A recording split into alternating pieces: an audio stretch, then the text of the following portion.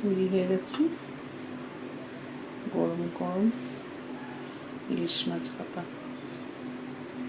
দুপুরে গরম গরম ভাত দিয়ে দারুণ লাগবে খেতে।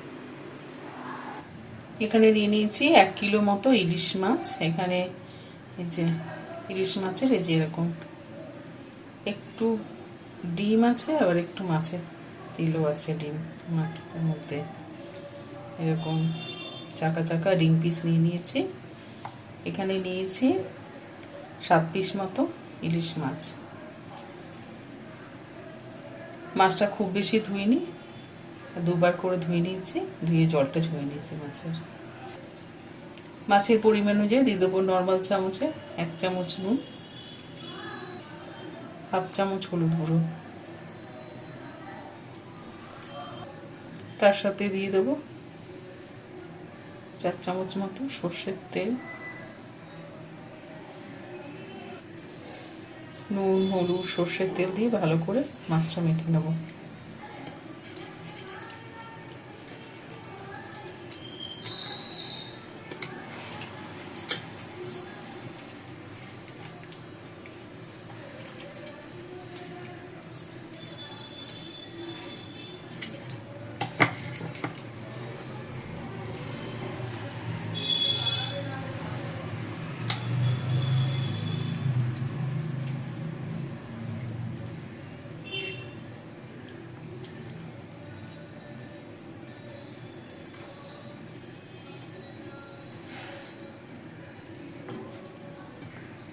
মাছ ভালো করে নুন হলুদ তেল দিয়ে মেখে নিয়েছি। এই অবস্থায় 5 মিনিটের মতো রেখে দেবো। মাছটা সাইড করে রেখে দিলাম। একটা বাটা মশলা করব।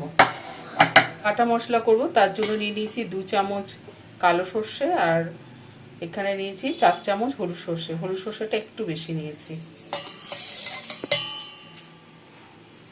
হলুদ সর্ষেটা খুব ঝাঁঝ হয় তো, সেই জন্য সামান্য একটুখানি নুন দিয়ে দিলাম। 3-4 বার ঘুরিয়ে গুঁড়ো করে নেব। মশলাটা গুঁড়ো করে নিয়েছি। 3-4 বার ঘুরিয়ে যে এরকম মিহি করে গুঁড়ো করে নিয়েছি।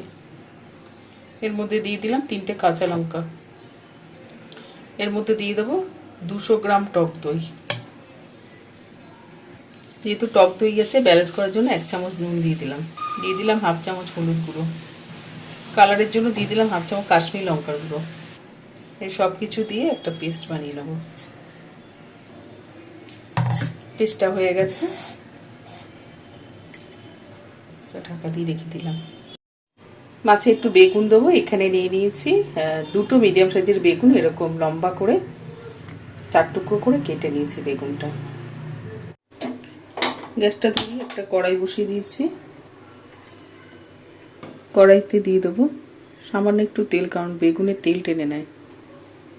তেল খুব ভালো করে গরম করে নিয়ে বেগুনের পরিমাণ অনুযায়ী দিয়ে দিলাম 1/2 চামচ নুন, 1/2 চামচ হলুদ গুঁড়ো।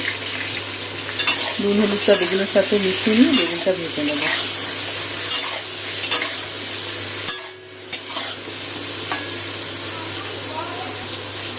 বেগুনটা হালকা করে ভেজে নিলাম, খুব বেশি ভাজবো না, কারণ ভাপানো হবে তো। হালকা করে ভেজে নিলাম। বেগুনটা তেলটা থেকে নামিয়ে নেব।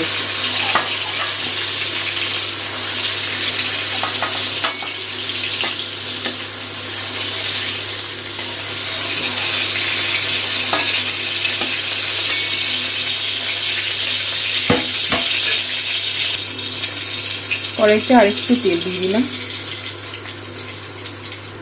50 গ্রাম মতো তেল দিয়ে দিয়েছি। এই যে মশলাটা করেছিলাম সেটা দিয়ে দিলাম তেলের মধ্যে। গ্যাস কমানো আছে। মিক্সিং জারটা ধুয়ে 1/2 বাটি মতো জল দিয়ে দিলাম। সর্ষে বাটার সময় অল্প একটু নুন দিয়েছিলাম, আর 1/2 চামচের কম একটু নুন দিয়ে দিলাম। সামান্য একটু হলুদ গুঁড়ো দিয়ে দিলাম। নুন হলুদটা মিশিয়ে নেব মশলা তেলের সাথে।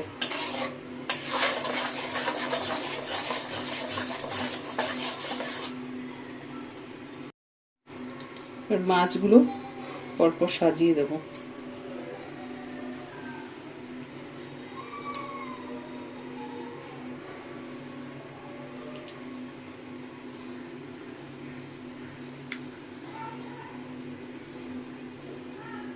একটু উঠে দেব। গরম হয়ে গেছে, গ্যাসটা বন্ধ করে দিলাম।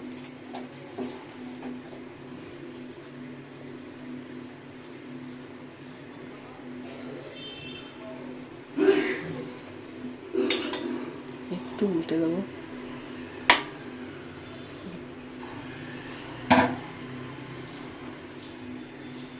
এবারে সব মাছগুলো দিয়ে দেবো। মাছগুলো দিয়ে নিই, তারপরে উল্টে যাচ্ছি।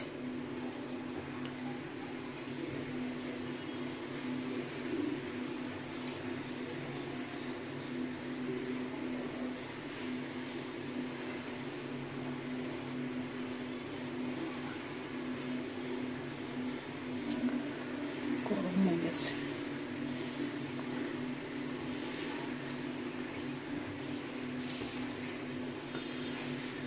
মাছগুলো উল্টে ভালো করে মশলার সাথে মিশিয়ে দিলাম।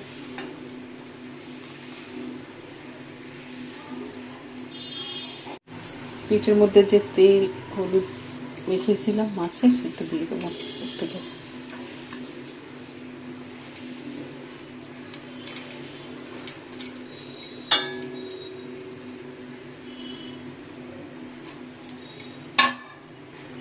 বেগুনগুলো সাইড দিয়ে দেবো।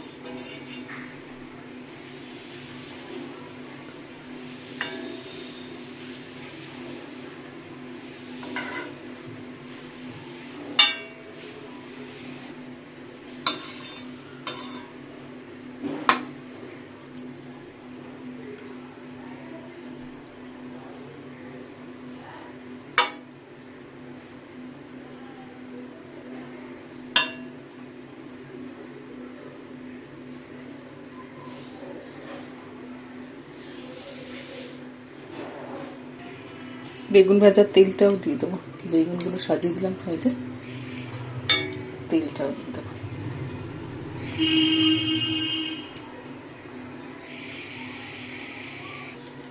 প্লেটটা ধুয়ে অল্প একটু জল দিয়ে দেবো।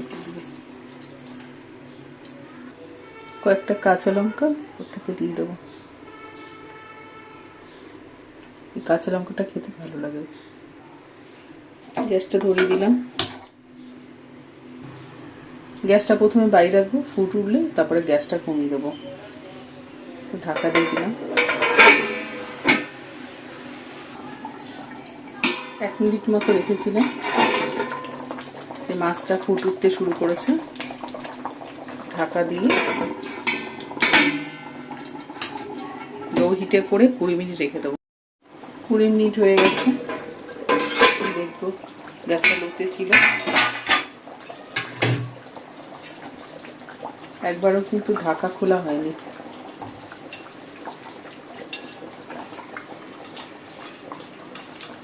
নিচে একটুখানি নেড়ে দেবো। নিচে একটু তেল দেওয়া আছে, লাগবে না নিচে।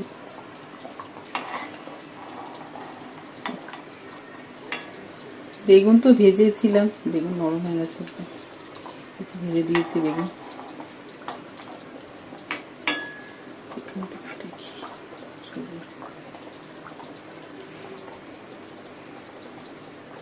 মাছ একদম নরম হয়ে গেছে। ইলিশ ভাপাটা হয়ে গেছে। ওপর থেকে একটু কাঁচা সর্ষের তেল দিয়ে দিলাম, ভালো লাগবে খেতে। ইলিশ ভাপাটা হয়ে গেছে।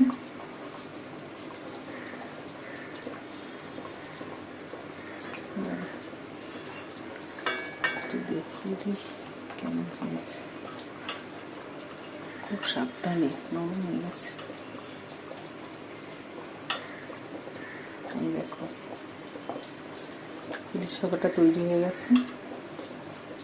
আর কাঁচা লঙ্কাগুলো কালারগুলো চেঞ্জ হয়ে গেছে।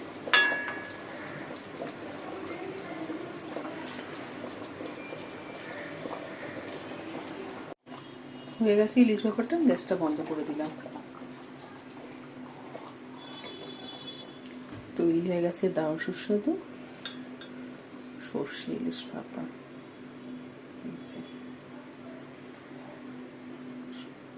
খুব তাড়াতাড়ি হয়ে যায়, খুব বেশি সময় লাগে না। শুধু মশলাটা বেটে মেখে দিলেই ঝপঝপ হয়ে যায়। ইলিশ মাছ এমনিতেই নরম মাছ, খুব বেশি সময় লাগে না। ভাপা আরও বেশি তাড়াতাড়ি হয়। চলো বন্ধুরা, ইলিশ ব্যাপারটা হয়ে গেছে। তোমরাও মাছ ভেঙে যাচ্ছে, নরম হয়ে গেছে। তোমরাও বাড়িতে এইভাবে বানিয়ে খেয়ে ভালো লাগবে। প্লিজ বন্ধুরা, একটু গরম গরম ভাত দিয়ে দারুণ লাগবে।